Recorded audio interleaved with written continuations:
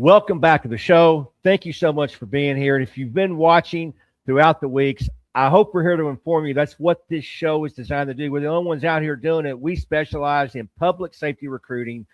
Recruiting means we're going to increase your candidates. We're going to increase your applicants. We guarantee using our recruiting system, it's going to happen. We've done over 500 campaigns, so we know exactly what we're doing. Just reach out to us and ask us why. And the man behind all of that is Doug Larson. He's the COO of Safeguard Recruiting, former law enforcement. Doug, how are you doing? I'm doing well. Well, today's episode, we're going to hear from Ed Green. He's a director of background investigations with the National Testing Network. Now, you remember we talked to Greg Hyde a few weeks ago with the National Testing Network, and it's very interesting because we take care of the front end of recruiting, which is you want more applicants, we can get them for you. We direct source, we directly recruit, just like a headhunter company. We're not a marketing company, although we use marketing, Doug, but you tell us how many applications you need. We help you get them. And using our software for Safeguard Connect, it's actually not as difficult as you think. And it's definitely not as expensive as you think. In fact, we have most of our clients, Doug, are paying less than the typical bonus you were seeing out there. So the value is pretty incredible for what people are getting. But we do have clients that say, listen, now we've got all these applicants. I don't have time to do the background checks. And that is where Ed Green and NTN comes into play, because he has a team of 40 people that do background checks for agencies. What'd you think about our conversation with him, Doug? Yeah, very informative. And we're seeing a change in law enforcement, a trend towards departments used to do all this work themselves, and now they're offloading it. So a lot of departments are saying, hey, we're going to let some people specialize in the background checks. We're going to give that to them. Same thing we're seeing with recruiting, right? We specialize in getting candidates for people. So departments are coming to us saying, we don't have that specialty internally, so we would like you to do that for us. Same things happen in the background world, and it's making the process a lot more efficient. This guy's got a wealth of knowledge. He's been doing it for a long time. Yeah, what I loved about Ed is he said something, you're going to hear him in a minute say it, how important it is to make sure you get backgrounds right. I mean, because we've all seen the stories to where we go back after an officer does something wrong and we go, oh, who did the background check? Most everybody in law enforcement knows one of those stories. Well, using NTN, the independent company, it's kind of on them. It's in their interest to do these very, very good in an unbiased way and to give you the advice you need before you hire him. So I love the conversation. You're going to love Ed. Here he is, Ed Green, Director of Background Investigations with the National Testing Network. Enjoy the conversation. Well, it's an honor to have Edgar Green on the show today. He's a retired chief, and he's the Director of Investigations with the National Testing Network. And we love this company. We love working with this company, and it's such an honor, Edgar, to have you here. But before we get started, you got to tell me how you went from retired police chief to what you're doing now with NTN.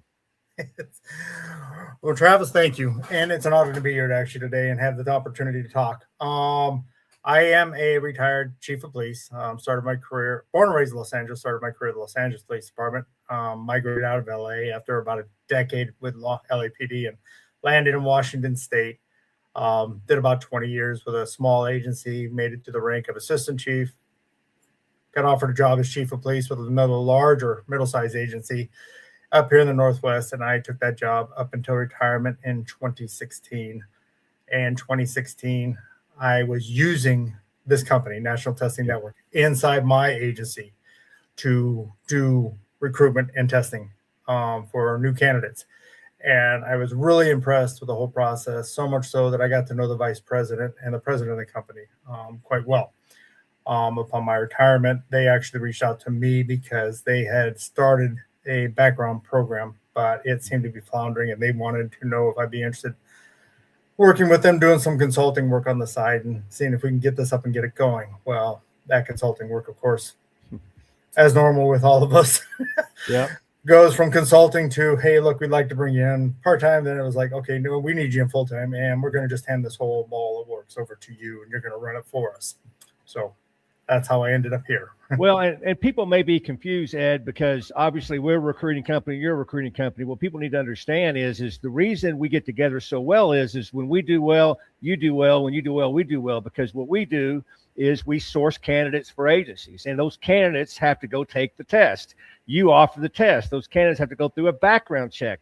You offer the background check. We have no interest in getting involved in your world, and I'm pretty sure you don't want to get involved knee deep in our world. So that's why this synergy exists. So we've got clients with you guys right now, and what's so interesting is when it comes to the background stuff is they judge how many background checks they're doing based on success. Obviously candidates is a success metric, applicants is a success metric, but man, if you get to the background check and you're checking backgrounds, they really see that as a success metric. And we've heard back from a lot of our clients that use you guys that are really happy with the increased numbers on background checks. So if a department is listening to this, and I'll just ask you from a former administrator, this is not easy to do these background checks. Kind of explain, because I assume you probably did this on your own before you found NTN. Kind of explain the sort of struggles with that. I did do this. I did this as I was climbing up through the ranks, and as I held the various positions as sergeant, lieutenant, captain, etc. I was doing them, and then I got to a point, of course, where I got to oversee them, and then I got to a point where, as chief of police, I was signing off on them. Yes, it's an extremely in-depth process. This is not a simple process, and so much so that as a chief, I actually dreaded assigning a background to my detective supervisor or somebody. You want to assign it generally to somebody who's a supervision, some type of detective or something, and you dread it because the amount of time it involves, the amount of taking away from the job that it's going to involve. For lack of a better term, background investigation is just that. It's an investigation. We are going to dig into everything about you to make sure you are a good fit for this particular job, this particular community. And because of that, that takes a voluminous amount of time and an extreme amount of writing and review of the work that needs to be done. And because we want to do it right, we want to do right by the candidates, we want to do right by the, agency, etc. So that's where you're at. So with national testing, and again, like you said, the synergy that exists between the two companies, yours, ours, it's wonderful. It's great. We don't want to get into your world. We don't want to get into our world. You provide, you direct those candidates to those agencies. Those agencies get through the testing process, which we provide. And of course, we pride ourselves on having a very good testing process, which gets them into the background process. And that's where I step in. And actually, I should say my team steps in. My team consists of about 40 investigators and about 4 in-house staff underneath me that I oversee. And one of the reasons agencies like to work with us and come to us about this is several things. We already talked a little bit about time. We talked, if you take time and you equate that to money, I mean, you see salaries nowadays and what they're costing, to pay a law enforcement officer. You break that down into hours and time. That's a lot of money you're investing into a detective, sergeant, a detective, or somebody to be away from their desk doing administrative work. When you got, calls for service, crimes piling up, or different things that are happening. So we step in and we say, look, we can do this, and we can do this with the very same people that you have on your job. And I mean the very same people because my investigators are retired law enforcement. Most of them are command level officers, executives, supervisors, people who have actually done this work in the past. When we hire them, we vet them, we go through their whole resume. We have an extensive interview with them. We make sure they want to do this. They make sure they know all the current rules, laws, and everything else in regard to backgrounds. And we make sure that they understand how to work with an agency, how to speak with an agency. And that's imperative because if you find yourself in a position of authority of that agency, I want to make sure that the investigator speaking with you, even though they're not with your agency, they sound and they act as though they're an employee. They know what they're talking about. They can tell you whether this candidate's a good candidate, not a good candidate. So, yeah, and that's what I love about what you guys do. And we obviously brag about ourselves. Our whole team is former law enforcement. We have over 100 years of experience just with our full-time staff. You do the same thing because we talk to clients after they've, maybe they hired somebody else. We won't name those names. And they see the difference, right, Ed? They go, oh, now you know what we're talking about. Like, we speak the language. We know the struggles they're going through. How big is that for your team that these former officers, they've done this, they know this, and it's got to be pretty seamless when you talk to your clients, does it not? It is. It works really, really well because especially when you're dealing with like an HR director or a chief, fire chief, police chief, they like that. And especially like you said, your team and how much experience is there. I approach them and I say, you're going to have investigators assigned to do this job. And absent a couple who had to medically retire, most of my investigators are in the area of, 20, 30, some are close to 40 years on the job. Yeah. Myself, 37 and a half years. So we know what we're doing. We've done this, we've seen this, and we can speak very intelligently. And we can also speak, which to those HR directors, those city attorneys, county attorneys, if need be, about the liability that may be involved with a particular client or candidate or something, that's huge. Well, and I was going to talk to you about that because I can just think from an administrator standpoint, and I was in upper administration in law enforcement at a major department, that having that third party look at this, having that third party talk to you, it kind of does shield. It doesn't shield you completely from liability because you're never completely shielded from liability, but it does give you a sense of relief that there's not any bias here. This background investigator in my department isn't friends with this guy, and he's not selling me this or selling me that. This is an actual independent background investigation. And also, this is not just click around on people's social media. You guys are diving way deeper than that. Kind of talk about the ease that you provide these agencies by knowing that you're completely independent, but also how detailed those investigations are. We are completely independent, which is wonderful, and we're very unbiased. Excuse me, which is exactly what you want, and that has actually been put to the test through a couple of our client agencies because we've had a couple of candidates come up and try and challenge things, and I've had attorneys come back to me specifically and talk to me and just kind of praise us for the work we've done, praise us for how unbiased and how just we presented the facts. We don't present opinions. We just said, here you go. Here's what you got. We are not doing, like you said, that digital social media check. No, that's not what we're here for. We're doing the actual background check that you're familiar with. It's just with today's technology, we can do that faster. We can do it much more efficiently. We can find things a lot quicker. So where the days of going and knocking on doors, trying to find that one little scrap piece of paper, that note that somebody wrote, or some type of discipline that somebody got at a job, we don't have to spend the hours doing that. And so that enables us to say that, hey, look, we're going to get you a background completed within 4 to 6 weeks. It's going to be probably more thorough than anything that you could ever produce by sending somebody out in the field. Partly because we use technologies we're using right here to do a lot of the interviews, to capture a lot of information, to speak with those, prosecuting attorneys or different people or different, former employers and stuff, and get those documents and things. So we can collect that and gather that 24/7, or as opposed to before, I'm dealing with a background investigator who's on the clock, maybe a unit employee, and can only work 8 hours and is stuck driving through traffic through town trying to find these things. Yeah, I mean, I'm not going to take you too far back, but 30 plus years ago, the investigator drove to my hometown, which was 2 hours away, walked into my high school, walked into the post office, small town, and just started asking random people questions.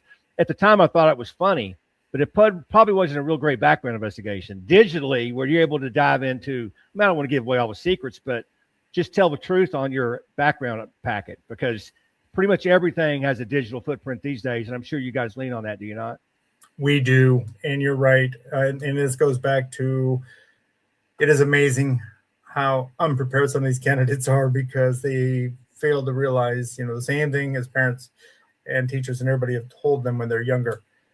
Be careful about what you put online. Be careful what you're doing online. Be careful what you're saying, in your jobs and stuff, because that's all there, and it's going to be there, and it's going to be located, especially even with employers. So you think, well, no, I just said that in my employee workplace. It's never going to be documented. Records are all kept digitally anymore. So all that can be located and found. And so, yes, these backgrounds, like I said, may not have been so great when I got hired, 37 and a half years ago or 40 years ago type of thing. But nowadays, it is amazing. I mean, it is not uncommon for us to produce a background that I'd say a standard background is usually going to be about 150, 200 pages. Mhm. We have had some that have been in the upwards area of, 800, 900 pages because the amount of information we've located on individuals. So how does this work, Ed? So if I'm an NTN client and let's just say I'm using your testing already, and then I call you up and I go, we're getting bogged down with these backgrounds. So how does that work? Is it you guys give them a portal? Kind of let's walk through the process. If someone's listening to this thinking, man, I would really like to take that off my back. I'm using Safeguard now. I'm using NTN now. We want to move into the investigation part. How do they go about doing that? I would encourage them to call us. They'll be put in touch with me, my team, probably me more than likely, usually chief HR director or something like that. And we're going to have this one-on-one conversation like you and I are having right now. We're going to discuss, what do you do now? That's the biggest thing I'm going to ask you. What do you do now? Do you gather the information that you need that works for your agency? Keep that in mind. That's something we do. We tailor everything for your agency because the background that's done for the NYPD may not be the background that Washington, D.C. needs, may not be the background that Chicago needs. So we're going to need to, have you walk us through that. Show me what your scope of work is. Tell me what you need and what you need to get done and accomplish. And then what I'm going to do is we're going to price that out. Generally going to be surprised by the price. Is going to be quite reasonable. And then we're going to time it out, essentially, and tell you I'm going to get this done within 6 weeks or less. So once we've done all that and you're satisfied with that, then what happens is I then present you with an agreement. The company does, or myself, and the city will enter into that agreement. And it is a cancelable agreement. So if you don't like the product that you're getting, maybe you get 1 or 2 backgrounds or a dozen of them, and you say, no, this doesn't work for me. I don't like this. You can walk away. No harm, foul. We're going to ask you probably why you're walking away. We usually, in fact, I should say 100% of the time or 99% of the time, it's the opposite. We're usually finding out that they like it and they start canceling the work from their in-house folks and start handing all that over to us. Yeah. They're also amazed at how fast we can get these things done and how thorough they are. But you got to remember, it's not a fact that we're not changing anything. It's just the fact that I'm using contract background investigators. These are folks that don't have that obligation that detective sergeant has, or that other detective, or that call load or something. They can work on this when they want to work on it, and they're getting these things done, around the clock. I'm not out there policing them and saying, you can't work at midnight. No, that's not the case. So they're working on it and getting it done. And after we have a discussion, that agreement is signed, then we start the process of going over how they submit the request for backgrounds. And we have a very secure way to do that to protect that personal identifiable information. So when it comes in, it goes into the background team, very secure. I don't get to see it. I don't get to see your social security number or anything like that. What I will get only is your name and the fact that this is a police officer or a lateral police officer or a firefighter type thing. And it's my job to then work with myself or my lead investigator, quality control agent. We will assign those backgrounds out to the respective investigators. Yeah, it's so interesting because we work the same way, Ed. People can walk away from us at any time. We don't lock them down in contracts because we, just like you, we have confidence in what we can provide. If they think they can get it better somewhere else, give it a shot, because we've done this enough to know, and so have you guys. But that does give an ease for new clients to go, okay, I'm not locked down for 6 months or a year. And that keeps us on our toes as well as it does you, where, hey, we need to perform. We need to have great customer service. We need to provide the service correctly. And we like that. And you guys do as well. So where do you see the future of this going? I mean, things are moving fast. You have AI, you have all this stuff going on. You see this only getting better and more efficient in the future, Ed, versus what you're doing now? I do. I actually, if you ask me when I first started this in 2016, and that's 10 years. Mm-hmm. You'd ask me when I started this in 2016. Well, you missed all the fun stuff in law enforcement. You had to leave in 2016. It's been so much fun here the last 10 years. What are you doing? I still stand here. Not being a police chief from 2016 on has got to be a blessing, right? You got that right. Especially, I don't want to badmouth the state of Washington, but yeah, the state of Washington as well. Yes, indeed. So, but yeah, I've been able to sit on the backside and kind of watch this happen and take place. I have had more than my fair share of cups of coffee or bottles of beer or decent drinks because I do travel some with this company. Don't get me wrong, around the country, and I get to meet my colleagues, my friends, my fellow chiefs, sheriffs, etc., HR directors. But yeah, I have listened to their woeful stories over more than one cup of brew or coffee or something. Well, for someone that was in the deep thick of it in 2016, 2017, 2020, you didn't miss a lot. I can just guarantee you that. You didn't miss a whole lot. And that's what I gather. So, but in regard to the future, this is only going to grow. There is no doubt about it. I have seen it grow. We have probably grown tenfold since 2016 to now. Every year we're just adding more and more clients, large clients. I mean, there are, you've got two of our large clients, and one of them's a top 5 major city, and and I just saw his report. He's piping hundreds and hundreds through you very rapidly. Exactly. I'm just going to say, I won't name names, but we have got probably the majority of the large cities and clients across the nation. And this just continues to grow. And that's the beauty of the program that we've created too. And I mentioned the fact about, we customize the work for you. I don't care if you're a small 2-person agency. One, you're going to get all the utmost respect and everything from me. Trust me, I left Los Angeles Police Department. I went to a smaller agency. I know you work in LA, you work double when you go to a small agency. Yep. Same problems, just more. Exactly. So we're going to give you the same amount of attention, the same amount of, everything, regardless of the size you are. And I can accommodate you here at a 2 to 5 man department, as well as I can accommodate those, 5,000, 10,000, 20,000 person departments. So I can make that work. And that's the beauty of the system we built. And it's getting to a point where most cities are seeing that this is the best way to go. And you mentioned it earlier, I talked a little bit about the price and the time being the big thing and deciding factor. That's not really the big deciding factor. The big deciding factor, especially nowadays, is that unbiased check. We're coming in, we're doing that background check. We're not influenced by anything being in-house. We're not influenced by having, seen this kid go through the process. It's a local, John Doe. We like him. We think he'd be a really good fit. None of that. We're coming in completely blind. And that's just it too with the investigators that get assigned. I make sure that the investigators have no affiliation with that particular agency. And if they are living in that particular area where that agency is at, that investigator is not getting it. It's going to be assigned to a different investigator. So, well, where I think it's going, and I think you're right on it. I think you're going to get busier and busier and busier because agencies have got to realize we don't have the staffing nor the expertise to really do these extensive background checks. We'd rather do police work, right?